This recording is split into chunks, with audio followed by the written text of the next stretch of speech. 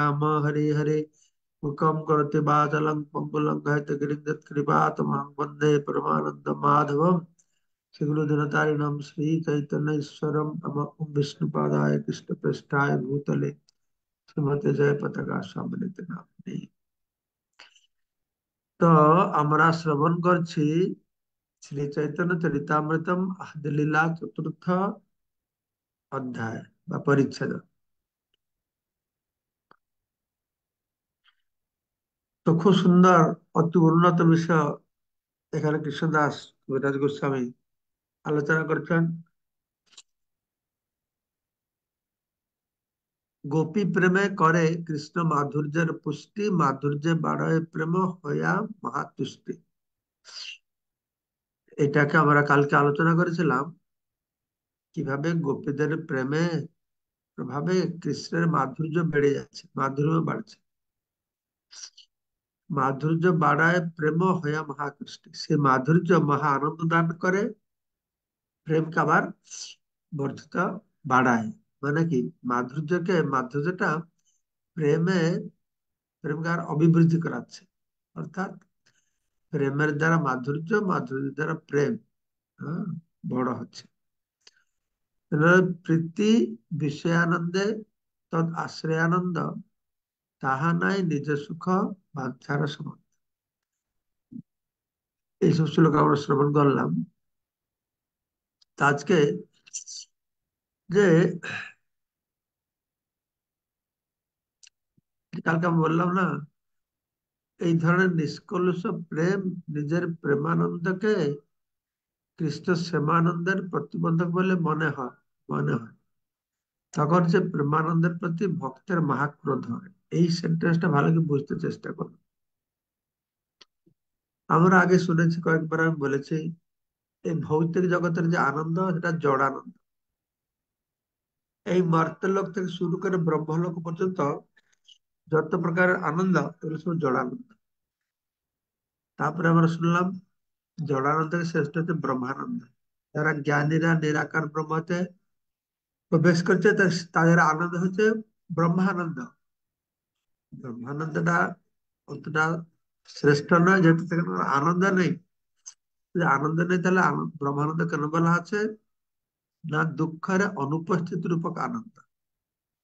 কিন্তু ব্রহ্মানন্দ থেকে শ্রেষ্ঠ হচ্ছে প্রেমানন্দ। আমরা সবাই বলি তারা ইস্কনে যোগদান করেছে, আমাদের জীবন লক্ষ্য কি? কৃষ্ণ প্রেম। কিন্তু দেখুন, এই কৃষ্ণ প্রেম হচ্ছে জীবনের চরম লক্ষ্য। কিন্তু যখন কৃষ্ণ সেবার কথা উঠছে, এই প্রেম কে তখন এই কৃষ্ণ সেবা যদি এই প্রেম বাধা দিচ্ছে, তখন তার প্রতিও মহাক্রোধ হচ্ছে। আনুকূল্য কৃষ্ণ অনুশীলনম, আমরা বলছি অনুকূল পরিবেশ করবে।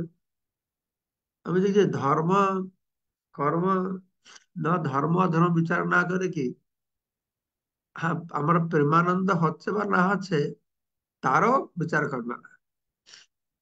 কেন, যখন আমরা আলোচনা করছি যে আমাদের এই ভক্তি হচ্ছে অহেতুকী ভক্তি, আমরা কিছু চাই না, ন ধনম ন জনম ন সুন্দরী, এমনকি আমরা ভৌতিক জগৎ থেকে মুক্তিও চাই না। হ্যাঁ, তো এখানে বলে যে এমনকি প্রেমানন্দ চাই না। প্রেম চাই না তাই নয়, প্রেমানন্দ চাই না।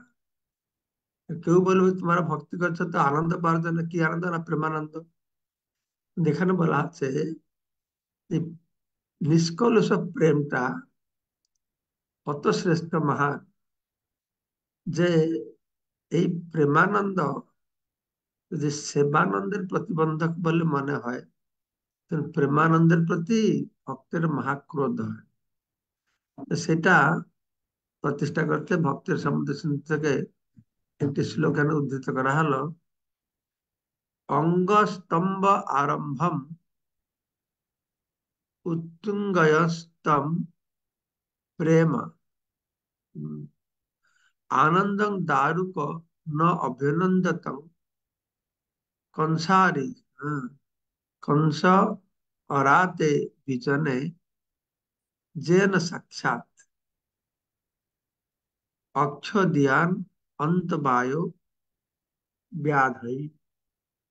এখানে বলা হচ্ছে যখন শ্রীকৃষ্ণকে চামর ব্যঞ্জন করার সময় ভগবত প্রেমের প্রভাবে দারুকের দেহে স্তম্ভ ভাবের উদয় হয়, তার সেবায় বিঘ্ন সৃষ্টি করেছিল, তাই তিনি সেই প্রেমানন্দকে অভিনন্দন করলেন না। হ্যাঁ, বলা হচ্ছে একদিন দারুক, কৃষ্ণের সেবক, সে কৃষ্ণকে হাওয়া দিচ্ছে। হম। তো যখন কৃষ্ণ সেবকের যে তোমার ভগবত প্রেম উদয় হচ্ছে, কিন্তু ভগবত প্রেমের তো লক্ষণ আছে, হ্যাঁ, তো অষ্ট সাত্বিক বিকার এসে যাবে, স্তম্ভ হয়ে যাবে, কাঁপবে, অশ্রু পুলক, হ্যাঁ, এসব হবে। যখন সেবক সেবা করছে তখন স্তম্ভ ভাব হয়ে গেল। স্তম্ভ ভাব হলে সে তাহলে পাখা করবে কি করে? অঙ্গ স্তম্ভ আরম্ভম। অঙ্গটা যদি স্তম্ভ আর জড় হয়ে যাবে, অঙ্গ প্রত্যঙ্গ, হ্যাঁ, তাহলে কি হবে? তখন এই কংস আরতে বিজনে, হ্যাঁ, ন অভ্যনন্দতম, তখন সে প্রেমকে অভিনন্দন করলেন না, প্রেমানন্দকে অভিনন্দন করতেন না। এই প্রেম অত শ্রেষ্ঠ যে ভক্ত যে ভগবান থেকে সেবা করে যে প্রেমানন্দটা পাবে, যেটা এতক্ষণ আমরা আলোচনা করলাম, ভক্তের কাছে আছে আহ, প্রেম, ও প্রেম দিয়ে আনন্দ পাবে, ভগবান কাছে আছে মাধুরী।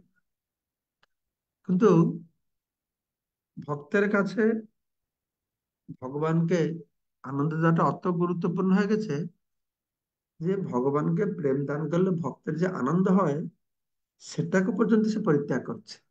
হম। তার দৃষ্টান্ত হলো দারুকের কথা, পাখা কার কথা।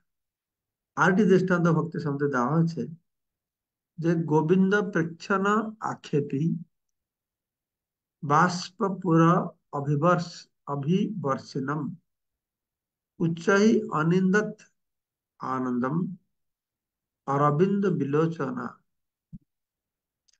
এখানে বর্ণনা বলা আছে কমল নয়না শ্রীমতী রাধারানী নেত্রজল বর্ষণকারী আনন্দকে অতিশয় নিন্দা করেছিলেন, কেননা তা গোবিন্দ দর্শনে বাধা সৃষ্টি করছিল। এখানে বলা হলো, হ্যাঁ, ভগবানকে যখন সেবা করছে, অষ্টসাত্ত্বিক বিকার এসে গেল, জল, চোখে জল এসে আছে, তো ভগবানের সুন্দর মুখমণ্ডল দর্শন করতে পারছে না। তখন তিনি কি করছেন? তিনি নিন্দা করছেন, কেননা গোবিন্দ দর্শনে বাধা সৃষ্টি হচ্ছে। আর নিন্দা করছেন নেত্র জল বর্ষণকারী, আহ, আনন্দকে নিন্দা করছে। প্রেম আসলে নেত্রে জল আসবে, তো সেই যে ক্রন্দন করে জল আসছে তার নিন্দা করছে, তুমি আমার কৃষ্ণ দর্শনে বাধা দিচ্ছ। আর শুদ্ধ ভক্ত কৃষ্ণ প্রেম সেবা বিনয় স্ব সুখার্থ সালোক্যাদি না করে গ্রহণে। আর শুদ্ধ ভক্ত যারা শ্রীকৃষ্ণের প্রেমময় সেবা ব্যতীত নিজের সুখের জন্য কখনো সালোক্যাদি মুক্তিও গ্রহণ করেন না। হুম। তার শুদ্ধ ভক্ত কৃষ্ণ প্রেম সেবা বিনা, কৃষ্ণের প্রেমময় সেবার ব্যতিরেকে সুখের জন্য এমনকি সালোক্য, সারূপ্য, সামীপ্য, শাস্তি, এই মুক্তিকেও গ্রহণ করে না। সাযুজ্য মুক্তি তো তারা নরকের মতন পরিত্যাগ করে, এমনকি সালোক্য, সামীপ্য, শাস্তিও তারা গ্রহণ করতে চায় না। শ্রীকৃষ্ণের প্রতি ঐকান্তিক যে প্রীতিপরায়ণ, হুম, শ্রীকৃষ্ণের প্রতি ঐকান্তিক প্রীতিপরায়ণ শুদ্ধ ভক্ত ভগবানের দেহে লীন হয়ে যারা সাযুজ্য মুক্তি থেকে শুরু করে ভগবানের মতো রূপ প্রাপ্ত হওয়ার সারূপ্য, ভগবান নিকটে থাকার সামীপ্য, ଭଗବାନ ମତେ ଐଶ୍ୱର୍ଯ୍ୟ ପ୍ରତି ଯେ ଶାସ୍ତି ମୁକ୍ତି ଏସବୁ পরিত্যাগ করে। তো যারা শুদ্ধ ভক্ত আছে, মদ্গুণ শ্রুতিমাত্রেণ মই সর্বগুহাশয়ে মন গতির বিচ্ছিন্ন যথা গঙ্গাম্বু সম্বোধ। তো গঙ্গার নদী যেরকম জল অপ্রতিহত ভাবে সমুদ্রে প্রবেশ করে, ঠিক সেইভাবে ভগবানের গুণাবলী শ্রবণ করা মাত্রই ভক্তের মন কি হয় না, সেই ওই সর্বগুহাশয়, সর্বচিত্ত গুহা মানে হৃদয়, হৃদয়ের উপর গুহা, সবার হৃদয়ে নিবাসকারী ভগবান প্রতি তার মনটি ধাবিত হয়। লক্ষণং ভক্তি যোগস্য নির্গুণস্য উদাহৃতম অহেতুক অব্যবহিতা যা ভক্তি পুরুষোত্তম। এটা হচ্ছে অহেতুকী ভক্তি। হুম, এটা হচ্ছে কি নির্গুণা ভক্তি, নির্গুণা। তামসিক ভক্তি আছে, রাজসিক ভক্তি আছে, সাত্বিক ভক্তি আছে, এটা আছে নির্গুণা ভক্তি। নির্গুণা ভক্তিটা কি? পুরুষোত্তমের, পুরুষোত্তম ভগবান শ্রীকৃষ্ণের প্রতি যে অপ্রাকৃত প্রেমের লক্ষণ আছে। হ্যাঁ, এটা কি না, প্রেমের লক্ষণ হচ্ছে যে এই অপ্রাকৃত প্রেম হচ্ছে অহেতুকের অপ্রতিহতা।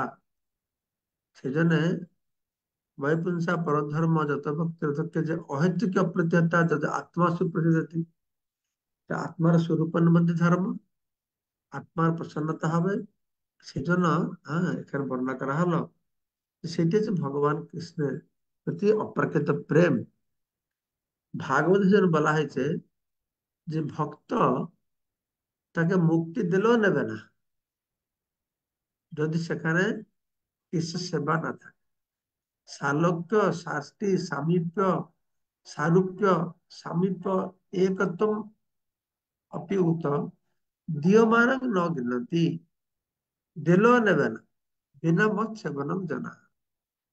আমার ভক্তদের সালোক্য, শাস্তি, সামীপ্য, সারূপ্য, সাযুজ্য মুক্তি দান করা হলেও তারা তা গ্রহণ করে না। কেননা আমার অপ্রাকৃত সেবা ব্যতীত তাদের আর কোনো বাসনা নেই। দীয়মানং ন গৃহতি বিনা মত সেবনং জানাহা, তারা শুধু আমার সেবা চায়।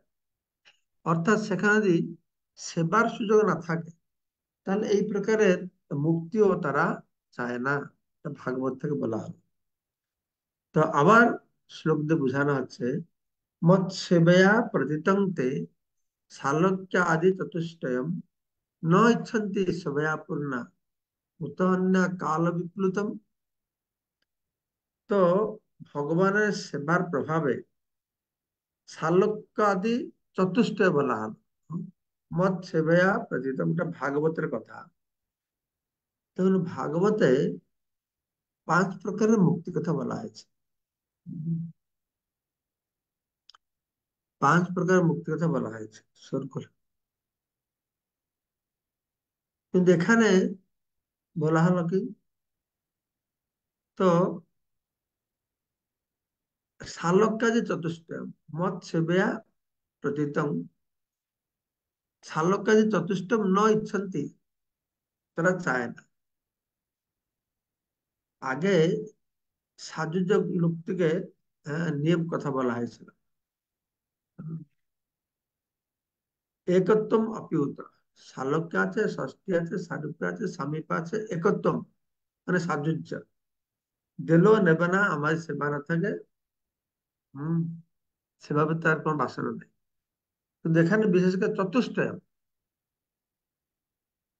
এই শালকাদি, হ্যাঁ, এই চারি ভাব ভক্তি দিয়ে নাচাং ভুবন, 4 প্রকার ভক্তি দিয়ে সে কথা বলা আছে। আর 5 প্রকার মুক্তি থেকে সাজুজ্য মুক্তি পূরব ভাগ, আর যে 4টা রয়েছে যদি সেবার সুযোগ থাকে তাহলে গ্রহণ করবে। সেই জন্য ভগবান বলছেন যে আমার ভক্ত কি করে, আমার সেবায় পূর্ণরূপে মগ্ন আমার ভক্ত সেগুলি গ্রহণ করেন। কালের দ্বারা অচিরেই নষ্ট হয়ে যায় সেই যে সুখ, তা তারা গ্রহণ করবে না। অর্থাৎ এই যে ন ইচ্ছন্তি সেবাপন্না কুত অন্নাৎ কাল বিপ্লুত, তো যদি তারা মুক্তিও চাইছে না, সার্লোকে মুক্তি চাইছে না, তাহলে জড় জগতের স্বর্গলোক যেগুলো কালের প্রভাবে নষ্ট হয়ে যাচ্ছে, সেগুলো কি করে গ্রহণ করবে? এই শ্লোকে মহারাজ অম্বরীশের গুণাবলী বর্ণনা করা হয়েছে। স্বর্গলোকে বসবাসের মতো ব্রহ্ম সাযুজ্য অনিত্য, উভয় কালের নিয়ন্ত্রণাধীন এবং অনিত্য। অর্থাৎ স্বর্গে গেলে যেরকম, হ্যাঁ, আমরা ক্ষীণে পুণ্যে মর্ত্যলোকে বিশন্তি, তেতং ভুক্তা স্বর্গলোকম বিশালম ক্ষীণে পুণ্যে মর্ত্যলোকে বিশন্তি, ঠিক সেই রকম ব্রহ্ম, নিরাকার ব্রহ্ম লাভ করলেও তাকে আবার আসতে হবে। আর্য কুছ না পরম পদম তথা পতন্তি অধ, আবার তাদের পতন হবে। সেজন্য বলা হচ্ছে কাম গন্ধহীন স্বাভাবিক গোপী প্রেম, নির্মল উজ্জ্বল শুদ্ধ যেন দগ্ধ হেম। এখানে আগে আমরা কাম আর প্রেমের কথা হচ্ছে লোহা আর সোনার সঙ্গে তুলনা করা হয়েছে। আরো একটা সেরকম দৃষ্টান্ত দেওয়া হয়েছিল, ভুলে গেলাম। আর এখানে প্রেমকে বলা হচ্ছে কাম গন্ধহীন, আর সে হচ্ছে কিরকম, অত্যন্ত নির্মল আর উজ্জ্বল, তপ্ত কাঞ্চনের মতন বিশুদ্ধ। সোনাকে যে গলানো হয়, তার সব অপরিষ্কার গুলো বেরিয়ে যায়। শুধু সোনা নয়, তপ্ত সোনা, হ্যাঁ, তার মতন আরো শুদ্ধ তপ্ত সোনা। কৃষ্ণের সহায় গুরু বান্ধব প্রেয়সী, গোপিকা হয় না প্রিয়া শিষ্যা সখী দাসী। তো ব্রজ গোপিকারা কৃষ্ণের সহায়ক, গুরু, বান্ধবী, প্রেয়সী, প্রিয়া শিষ্যা, অন্তরঙ্গা সখী ও দাসী, হ্যাঁ, বিভিন্ন প্রকারের এই সমস্ত ব্রজ গোপিকা রয়েছে। সহায়া গুরু বা শিষ্যা, বুদ্ধিষ্যা বান্ধবা স্ত্রিয়, সত্যম বদামি তে পার্থ, গোপ্য কিং ন ভবন্তি নঃ। আর গোপী প্রেমামৃত থেকে উদ্ধৃত এই শ্লোকটি কৃষ্ণের উক্তি। কৃষ্ণ বলছেন, হে পার্থ, আমি তোমাকে সত্য সত্য বলছি যে গোপীরা আমার সহায়, গুরু, শিষ্যা, দাসী, বান্ধবী ও স্ত্রী, তারা যে আমার কি নয় তা আমি জানি না। অর্থাৎ ব্রজ গোপিকারা আমার জন্য সবকিছুই, হ্যাঁ, তারা। গোপিকা জানেন কৃষ্ণের মনের বাঞ্ছিত, প্রেম সেবা পরিপাটি ইষ্ট সমিহিত। তো ব্রজ গোপিকারা কৃষ্ণের মনের বাসনাকে বুঝতে পারে, হ্যাঁ? তারা জানেন তাকে আনন্দ দান করার জন্য কিভাবে পরিপূর্ণরূপে তার প্রেম সেবা করতাম। আমরা দেখি চন্দ্রাবলী রাধারানীর মধ্যে সবসময় একটা প্রতিযোগিতা চলছে। কৃষ্ণ রাধারানীকে ছেড়ে চন্দ্রাবলীর কাছে চলে আসেন, তখন চন্দ্রাবলী খুব রাগ করছে। কিন্তু এই রাগটা যে নয়। এই জগতে যদি একটা ছেলে, হ্যাঁ, দুটো মেয়েকে ভালোবাসে, তাহলে কি হবে? একটা মেয়ে ও জলে পড়ে মরবে, অন্যটা যেন ওখানে থাকবে। কিন্তু রাধারানী যখন ভগবান আহ, যেতেন চন্দ্রাবলীর কাছে, তো রাধারানীর চিন্তা হতো না যে আমাকে কৃষ্ণ ছেড়ে দিয়ে ওর কাছে গিয়েছে, আমাকে আনন্দ দিচ্ছে না, ওকে কি আনন্দ দিচ্ছে, এই চিন্তা নাই। তার চিন্তা ছিল রাধারানী মনে তিনি সব থেকে ভালো কৃষ্ণের সেবা করতে পারেন, তার মনকে বুঝতে পারেন। তার দুঃখের কারণ ছিল কৃষ্ণ যে চন্দ্রাবলীর কাছে যাচ্ছেন, ও ভালো সেবা করতে পারে না, ও কৃষ্ণের মন বুঝতে জানে না। সেটা তার দুঃখ ছিল, কেননা যে কৃষ্ণ সেখানে গিয়ে সুখ পাচ্ছেন না, আর এই জন্যই তিনি দুঃখী। এইভাবে ছিল। গোপিকা জানে না কৃষ্ণের মনের বাঞ্ছিত, তা কৃষ্ণ প্রেমের বাসনা জানে। প্রেম সেবা পরিপাটি ইষ্ট সমিহিত, তাদের প্রেমাস্পদের সন্তুষ্টি বিধানের জন্য অত্যন্ত দক্ষতা সহকারে তারা কি করছিল, পরিপাটি মানে খুব দক্ষতার সহ তার সেবা করেছিলেন। হম, ভগবান কৃষ্ণের সেবা করেছিলেন। তারপরে একটি শ্লোক আবার আদি পুরাণ থেকে বর্ণনা করা হচ্ছে, কৃষ্ণ তিনি বলছেন যে মত মাহাত্ম্যম মত সমরজাস সমর মত সম্পর্সাম মত শ্রদ্ধাম মত মনোগতম जानन्ति गोपिका पार्थ नान्य जानन्ति तत्त्वतः। তো বলা হচ্ছে মত মাহাত্ম্যম মত সপর্যং, তারপর বলা আছে হ্যাঁ, মত শ্রদ্ধাম মত মনোগতম। হে পার্থ, আমার মাহাত্ম্য মত মাহাত্ম্যম মত সপর্যাম, হ্যাঁ, আমার মাহাত্ম্যম পরে বর্ণনা করে বলছেন আমার সেবা পরিচর্যা, আমার প্রতি শ্রদ্ধা মত শ্রদ্ধা, তারপর বলা আছে মত মনোগতাং, অর্থাৎ আমার মনের ভাব। হুম, এই একমাত্র জানান্তি গোপিকাহা, গোপিকারাই জানে। ন অন্য জানতে তত্ত্বত, তত্ত্বতঃ অন্য এটা জানে না, স্বরূপতঃ অন্য কেউ এটা জানে না। গোপিকার এটা জানে, এটা আদি পুরাণ থেকে ভগবান এখানে কৃষ্ণদাস কবিরাজ গোস্বামী উদ্ধৃত করে বললেন। হম, গোপিকারা আছে শ্রেষ্ঠ। আর গোপিকাদের মধ্যে কে শ্রেষ্ঠ? সেই গোপিকার মধ্যে উত্তমা রাধিকা, রূপে গুণে সৌভাগ্যে প্রেমে সর্বাধিক। সমস্ত গোপীর মধ্যে শ্রেষ্ঠ হচ্ছে শ্রীমতী রাধারানী, রূপে গুণে সৌভাগ্যে, হ্যাঁ, ও তিনি সব প্রেমে, তিনি প্রতিষ্ঠিত, সর্বশ্রেষ্ঠ তিনি। সমস্ত গোপীদের মধ্যে শ্রীমতী রাধারানী হচ্ছেন সর্বোত্তমা, তিনি সর্বশ্রেষ্ঠ সুন্দরী, সব যাইতে গুণবতী এবং সর্বোপরি কৃষ্ণের সর্বশ্রেষ্ঠ প্রিয়া। আমরা কালকে শ্রবণ করবো যে রাধারানী কতটা প্রিয়া, ভগবান রাধারানীকে কতটা ভালোবাসেন, সেটা আমার আগামীকালকে শ্রবণ করবো। হরে কৃষ্ণ। আর প্রশ্ন আছে কিছু?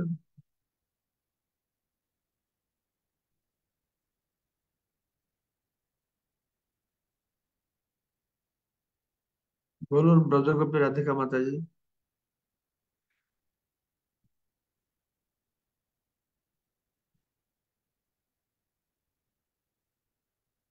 মিউট অনমিউট করুন, মিউট আছে আপনার, অনমিউট করতে পারছেন না, করতে হরে কৃষ্ণ পারছেন না। মহারাজ, ধন্যবাদ প্রণাম।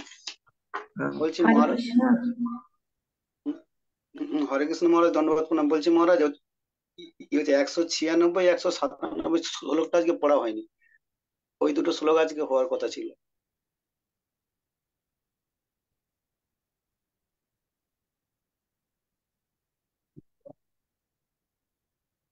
96 97।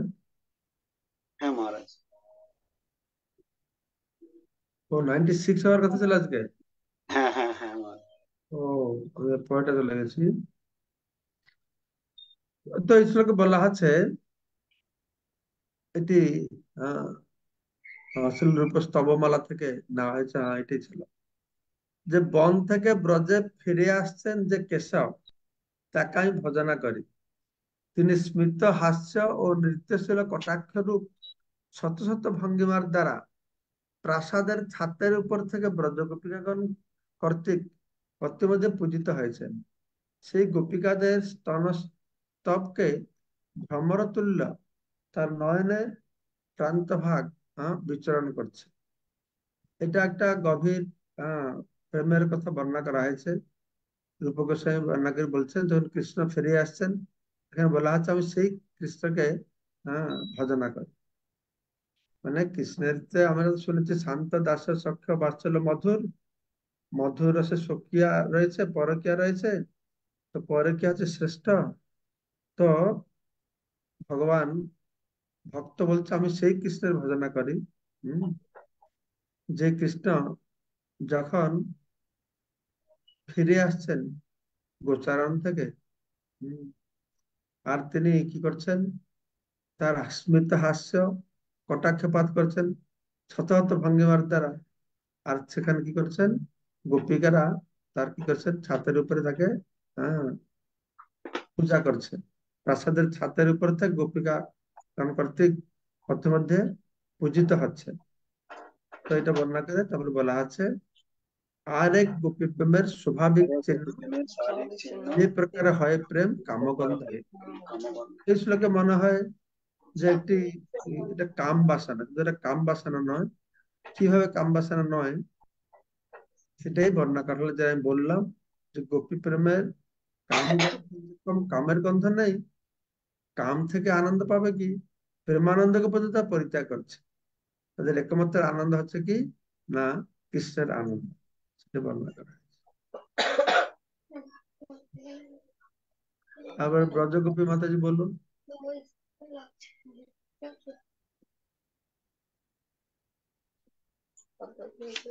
হরে কৃষ্ণ, প্রণাম মহারাজ, শ্রীচরণ কমলে। মহারাজ, মানে আজকের আলোচনা থেকে যেটা বুঝছি, আমার দুইটা জিনিস জানার ব্যাপার আছে। সেটা হচ্ছে, এক হচ্ছে এইখানে এই আলোচনার মাধ্যমে কি আমরা এটাই বুঝবো যে প্রেমানন্দর চেয়ে আমাদের সেবানন্দটার বেশি প্রয়োজন।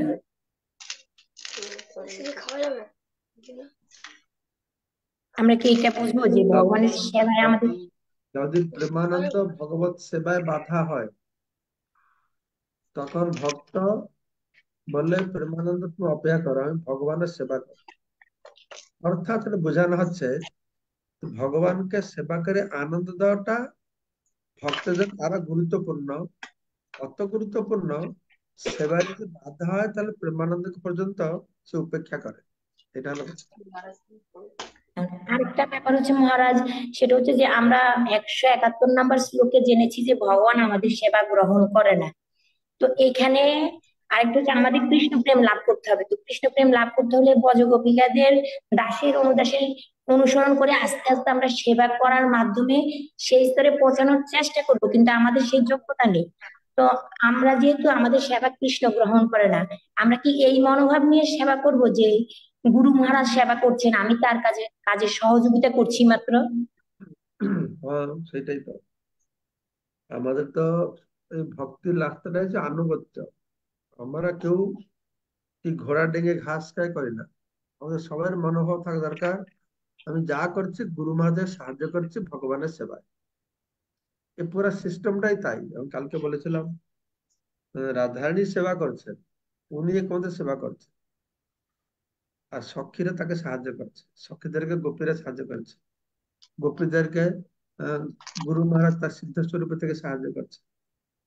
তাই আমরা আহ, গুরুদেবের মাধ্যমে ভগবানের, গুরুদেবের সাহায্য করছে ভগবানের সেবার জন্য, এই ভাবটা আমাদের থাকা দরকার। সেজন্য বলা হয়েছে যে গোপীভর্ত পদকমল দাস দাসানুদাস। আমরা ভগবানের দাস হতে পারি না, তার দাসের দাসের দাস হতে পারি। কেননা ভগবানকে সন্তুষ্ট করা কঠিন, কিন্তু ভগবানের সেবককে সন্তুষ্ট করলে ভগবান সন্তুষ্ট হবে। এটা সহজ, তাই না? হরে কৃষ্ণ, প্রণাম মহারাজ। তারপরে নেক্সট বলুন, এমওটিও কে G62। মহারাজ, ধন্যবাদ না। মহারাজ, আমি একটা প্রশ্ন করছি, তো আমার অপরাধ হয়ে থাকলে মার্জনা করবেন, আমি বুঝতে পারিনি এই জন্য বলছি। যে এখানে 211 নম্বর শ্লোকে বলা হচ্ছে যে কৃষ্ণ বলছেন যে গোপীরা আমার সহায়, গুরু, শিষ্যা, দাসী, বান্ধবী এবং স্ত্রী। তো স্ত্রী, সাধারণত স্ত্রী মানে বিবাহিত স্ত্রীকে বোঝায়, এবং সেখানে পরকীয়া রস আস্বাদন করা যায় না। তো পরকীয়া রস যদি আস্বাদন করা না যায়, তাহলে এখানে স্ত্রী বলার আমি ঠিক অর্থটা বুঝতে পারিনি মহারাজ, আমার অপরাধ মার্জনা করবেন। বিবাহ বিবাহ হলে সুখিয়া হয়, তাই না? হ্যাঁ। তো কৃষ্ণের সঙ্গে রাধারানী গোপীদের বিবাহ হয়েছে, হ্যাঁ। রাধারানীর সঙ্গে কৃষ্ণের বিবাহ হয়েছে, স্বয়ং ব্রহ্মা সে বিবাহ দিয়েছে।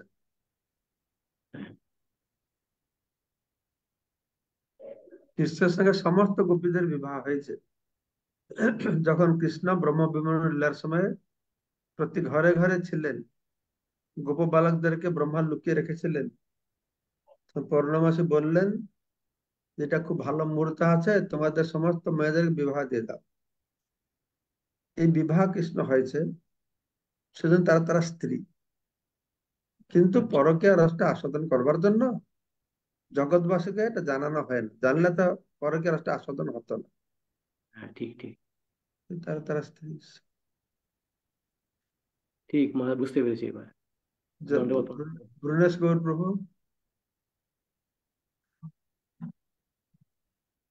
হরে কৃষ্ণ। ধন্যবাদ, প্রণাম মহারাজ। মহারাজ, অনেক সময় দেখা যায় যে এই যে সাধন ভজনের উপর অনেক ভক্ত যে সাধন ভজনের উপর গুরুত্ব না দিয়া সে শুধু সেবায় যুক্ত হয়। যেমন গুরু মহারাজের যে নির্দেশ, ষোলমালা জপ, তারপর যে এই মঙ্গলারতি, এগুলোর এসেও সে সেবায় বেশি আনন্দ পায়। তো এইটা কোন ধরনের মানে রস? রস কি, কিসের রস এগুলো? নাকি সে ব্যাপার আছে, সঠিক মার্গে আছে? সব সঠিক, সবাই সঠিক মার্গে আছে। হয় মম বর্তমান, সবাই আমার দিকেই যাচ্ছে, কিন্তু বিভিন্ন স্তরে আছে। একদিন আলোচনা হলো না, মম বর্তমান বর্তন্তে, যে যে স্তরে আছে সঠিক স্তরেই আছে, কিন্তু ভিন্ন ভিন্ন স্তরে আছে। হ্যাঁ, ব্যাপার আছে, আমাদের জীবনকে সফল হম। করতে হলে প্রভুপাদ একটা সুন্দর জীবনতার প্রণালী দিয়েছেন। মঙ্গল আরতি করো, একটু জপ করো, হ্যাঁ। প্রসাদ খাও, হ্যাঁ একটু সময় সেবা করো, একটু সময়, সেটা করলে হয়। তো কাউ যদি জপে মন লাগছে না, সেটা ভালো নয়। ও সেবা তো করছে, এটা ভালো কি খারাপ? হম। জপে মন লাগে, সেবাতে মন লাগছে, এটা খারাপ, ভালো না খারাপ? হ্যাঁ, ভালো ভালো। করলে ভালো, কিন্তু সেবা করে জপ করলে আরো ভালো। ঠিক আছে, আরো ভালো হবে। আর জপ হ্যাঁ পড়েও মহারাজ। করেছে, আমাদের এটা জানতে হবে যে হরের নাম হইব কেবল, ইয়ের আরো বিকল্প নাই। কেউ বলবে আমি একটু বেশি সেবা করে 10টা গীতা বিক্রি করে দেবো, আর 2 মালা জপ কম করে শুয়ে পড়বো, সে হবে না। ভগবান নামকে কেউ আহ, রিপ্লেস করতে পারে না। এটা হরের নাম হইব কেবলম বলে আলোচনা, এর বিকল্প নেই আর। আর আমরা যে শাস্ত্র অধ্যয়ন করি, যা কিছু আহ, করি, এই সবের উদ্দেশ্য হচ্ছে নামের নিষ্ঠাটা বাড়বে। বুঝতে পারছো? যে আমরা অনেক শাস্ত্র হ্যাঁ মহারাজ, আমার অনেক বিচার করলাম, অনেক কিছু করলাম, কিন্তু জব জব বাদ দিয়ে দিলাম, তাহলে জবটা না করলে ভক্তি থাকা মুশকিল হবে। কিন্তু জবের প্রতি নিষ্ঠা রাখতে হবে। আরেকটা হচ্ছে কি, সেবা, সেবার জব দুটো পরিপূরক। ভালো সেবা করলে, ভালো জব করলে সেবায় মন লাগবে, আর শুদ্ধ সেবা নিষ্কপট সেবা করলে জপে মন লাগবে। দুটো দুটো করে নির্ভর করে। প্রভুপাদ বলতে হরে কৃষ্ণ মহামন্ত্র মানে কি, হে রাধারানী আমাকে কৃষ্ণ সেবা দাও, আমাকে কৃষ্ণ সেবা দাও। আমি যদি ঠিকভাবে জব করছি, তাহলে আমি সেবা পাবো, আর সেবা করছি তাহলে জপে মন লাগবে। এইরকম করে থাকতে হবে, ব্যালেন্স করে। ঠিক আছে। মহারাজ, আমার কাছে একটা প্রশ্ন অনেকদিন যাবত ঘুরপাক খাচ্ছে। যেমন আমরা যখন সংকীর্তনে যাই, নগর সংকীর্তন, তখন যে সাধারণ যে মানুষ তারা আসিয়া ওই পায়ে প্রণাম করে, পায়ে হাত দিচ্ছে, কিন্তু আমরা তো দূরে সরিয়ে যাই, মানে সরিয়ে যাই। তো এই যে পায়ে হাত দেয়, তাতে আমাদের কি ক্ষতি? মানে এবং ওই না দিতে গেলে তারা আবার ওই এদের একটু অনেক সময় নিন্দা করে, সমালোচনা করে যে এই সাধুরা একটু চরণ ধুলি নিতে দেয় না। তো এইটা কিভাবে দেখতে পারি আমরা? তোমার বাড়ি কোথায়, বাংলাদেশে নাকি? হ্যাঁ, বাংলাদেশে মহারাজ। সেটাই তো। বাংলাদেশে একটা ওদের সংস্কার মানে কি রীতি রয়েছে, চরণ সে আগে থেকে রয়ে গেছে তো। বৈষ্ণব চরণ ধুলা নিতে হবে, হ্যাঁ। বৈষ্ণবরা খেয়ার উপরে হাতটা ধুয়ে জল ঢেলতে হবে। এটাতে কি হয়, ওরা হ্যাঁ। সহজ পথ নিতে চায়, যে ধুলোটা দিলে সব কর্মফল গুলো বৈষ্ণব নিয়ে যাক, আমি পাপ করি আর বৈষ্ণবের চরণটা ছুঁয়ে কর্মটা ওদেরকে দিয়ে দেবো। হুম। আমি পাপ করি, বৈষ্ণবরা খাওয়ার বাংলাদেশ আমাকে দেয়, মানে হাতে জল দেবে ধুতে, এই হাতে জল দিয়ে যে জল দেবে তার কর্মফল আমাকে নিতে হবে, যে চরণ ছুঁবে তার কর্মফল আমাকে নিতে হবে। এটা হচ্ছে কথা। তারপর হচ্ছে হুম। কি গণ কি মানব, অনেকটা বাংলাদেশে দেখছি কি গণগড্ডলিকা নেই করে আসছে তো করছে, বৈষ্ণবদের চরণ ধুলি নিতে হয় নিচ্ছে।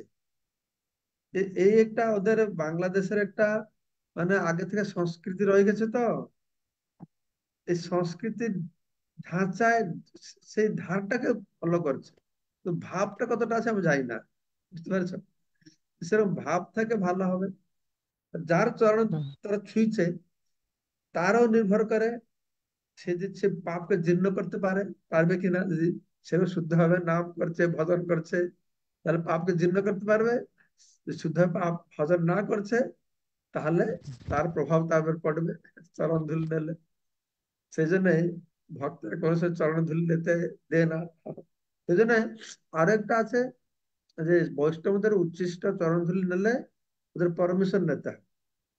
হম, মানে ভালো সংস্কার সংস্কৃত, মানে সংস্কার হচ্ছে কি কোনো বৈষ্ণব উচ্ছিষ্ট করতে হলে তাকে অনুমতি, অনেক জায়গায় বলে আমি একটু আপনার প্রসাদ নিতে পারি, অনুমতি নিয়ে নিতে হয়।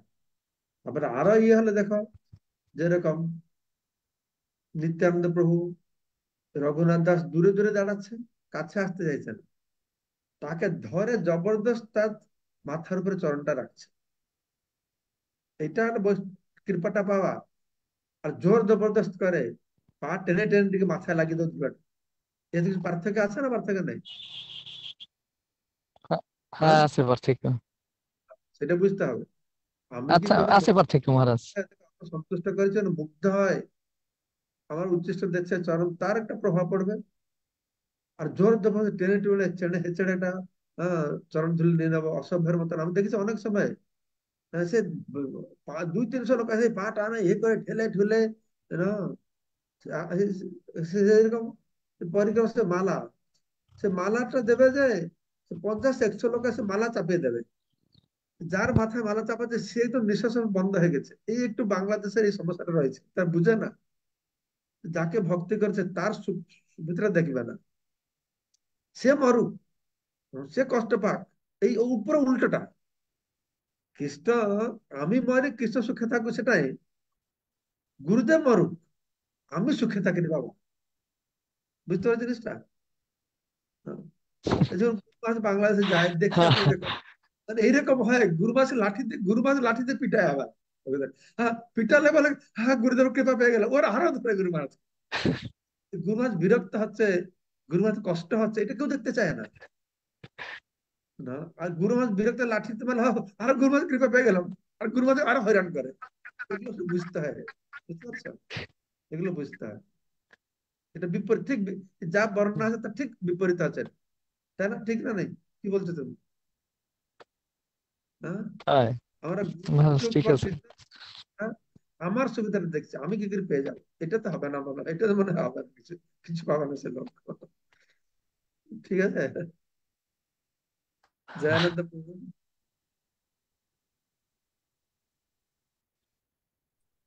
হরে কৃষ্ণ, দণ্ডবত প্রণাম মহারাজ। মহারাজ, ওই যে আমার একটা ভিতরে প্রশ্ন যে ওই সনাতন গোস্বামী কাছে ভগবান নাকি লবণ চেয়েছিল, উনি আটার দলা ইয়ে করতে দিতেন, ওই পুড়িয়ে ভোগ দিতেন, প্রসাদ পেতেন। তা ভগবান লবণ চেয়েছিল, এই কারণে উনি বলছিলেন নাকি এরকম যে আহ, এখন তো আমি লবণ চিন্তা করলে তো আমি হরিনাম জপ করতে পারবো না। হ্যাঁ, বা তুমি যেখানে লবণ আছে সেইখানে যাও, যেখানে লবণ আছে কয়েকদিন পরে ঘি চাবা, এরকম একটা শুনছিলাম। আবার আর একটা শুনছিলাম যে সনাতন গোস্বামীর উপগোস্বামী প্রতিদিন গিরিরাজ গোবর্ধন পরিক্রমা করতেন।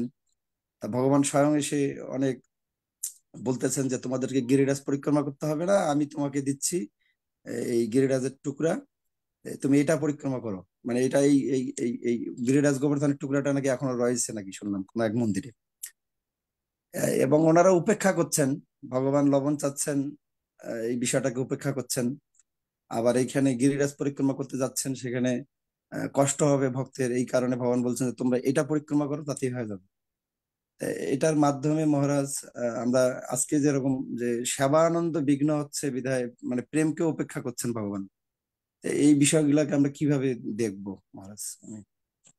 এখানেও যে তারা সেটা অন্য স্তরে সনাতন গোস্বামী রয়েছেন, তো যেখানে সে নাম করেছে, নাম করা একটা সেবা ওনার, তো সেই জন্য আমরাও করতে পারি না সেটা, কিন্তু ওনার স্তরে ওনার ভগবানের সঙ্গে একটা আলাদা রকম সম্পর্ক ছিল।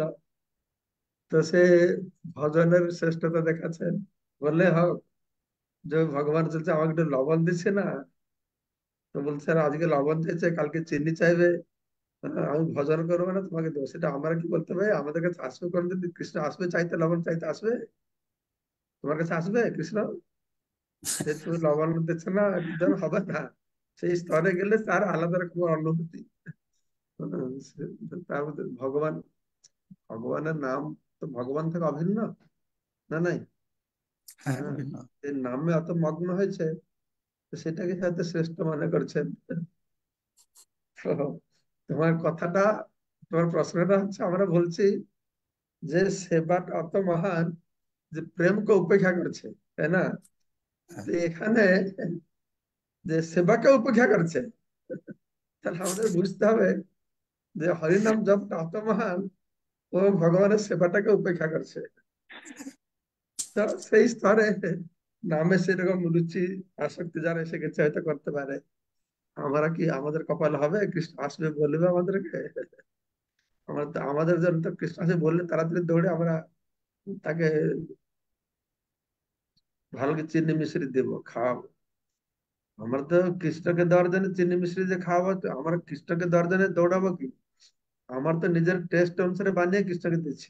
কৃষ্ণকে কি ভালো লাগে, লবণ ভালো লাগে না চিনি ভালো লাগে, আমাকে কোনটা ভালো লাগছে, আমার শরীরে কোনটা শুট করে, তাই নাকি? আমরা অত হ্যাঁ, নিম্ন স্তরে আছি, আমাদের মতন আমরা বানিয়ে কৃষ্ণকে দিচ্ছি। সেটাও শাস্ত্রে বলছে তোমাকে যেটা ভালো লাগে, তো সেটা একটা নিম্ন স্তরে, যত করসি যত অশ্নসি, তুমি যেটা খাবে, তোমার যেটা ভালো লাগে বানাও আর খাও। এটা বিভিন্ন স্তরের ব্যাপার, তাই না?